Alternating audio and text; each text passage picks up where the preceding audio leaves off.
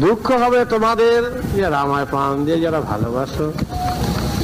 তোমরা নাম নিয়ে থাকবে, তোমাদের ভিতরে যেন নিজেদের ভিতরে যেন কোনো অশান্তি না হয়, নিজেরা তোমরা সবল হয়ে বলিয়ান হয়ে কাজ করে যেও।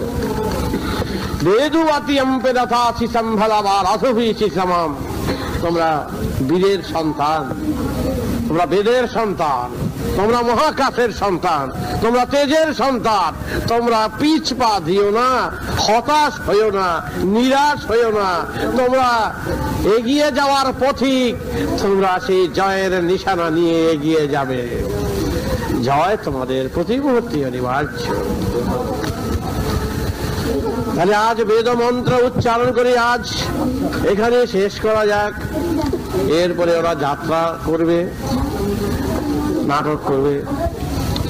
এখন এই থাকুক, একটু উচ্চাটনে আছি কয়েকদিন, ওই কেসটার ব্যাপার নিয়ে বড্ড অশান্তিতে আছি।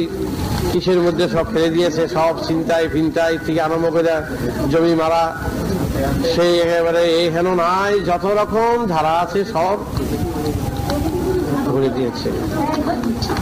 তবে মনে করি এটাই জীবনের সফল, যে এত বড় সরকার একটা রিক্সাওয়ালার পিছনে তো লাগে না। সরকারের দৃষ্টি সাধারণ জমি, তার উপরে নজর আমার উপরে খুব বেশি হয়েছে। সরকারের দৃষ্টি আমার খুব বেশি নজর হয়েছে। তাতে এটুকুনি বুঝি যে কাজ আমার সফলই হচ্ছে। কারণ চারিদিকে আমার বেদের ধ্বনি ছড়িয়ে পড়ছে, চারিদিকে আমার সাম্যবাদ ছড়িয়ে পড়ছে, চারিদিকে আমার সমতার সুর ছড়িয়ে পড়ছে, চারিদিকে কারণ জানি আমি আমার বেদের ধ্বনি, বেদের সুর একদিন দেশময় হয়ে যাবে। দেশে আর কোনো এইরকম খুচরা রাজনীতি আর থাকবে না। এই রাজনীতিগুলো আমাদের দেশে কতটা নামিয়ে ফেলেছে আর বলার কিছু নেই। রাজনীতির যে সত্যিকারের অর্থ, সেই অর্থ হতে তারা অনেক বিকৃত হয়ে গেছে, বিচ্যুত হয়ে গেছে। শুধু রাজনীতির নামটাই আছে, কামটা আর নাই। সুতরাং আমরা কারোর বিরুদ্ধে সমালোচনা আমরা করতে চাই না। আমরা দেখব যে যেই লাইনে আছে সেই লাইনে চলছে কিনা। লাইন ছাড়িয়ে গেলেই কি হয়তো বুঝতেই পারছ।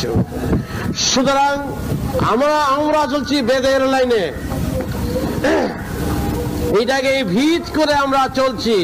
আমার বেদের প্রচার, আমার বেদের সুর, আমার বেদের ধ্বনি সর্বত্র ছড়ে পড়বে। দেশে আর এই খুচরো খুচরো রাজনীতি, খুচরো খুচরো মতবাদ, এগুলো আর থাকতে পারে না।